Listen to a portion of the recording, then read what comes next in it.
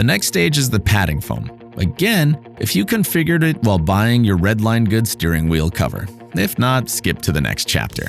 It's only roughly pre-cut, so some trimming will be necessary.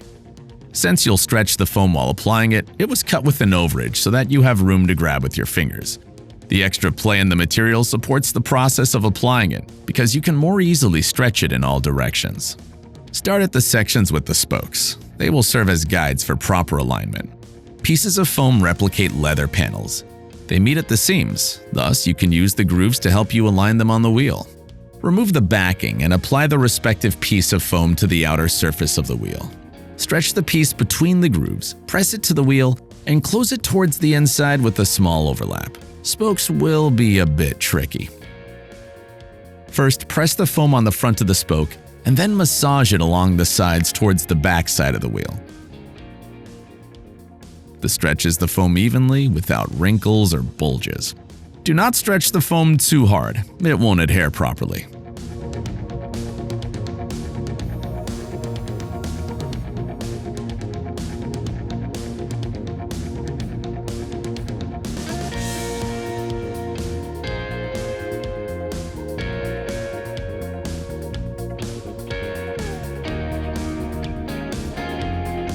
Now, trim off the excess foam on the inside of the wheel with a sharp knife or scissors. Press it hard along the edges to make it stick to the wheel fully, and draw a line where foam edges meet.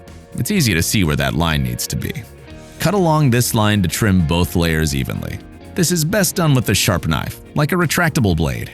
Pay special attention to spoke ends, especially if there are plastic trims on the wheel.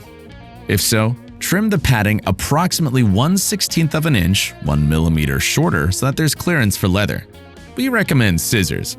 It's easier to cut off narrow pieces of stretchy foam with scissors than with a knife.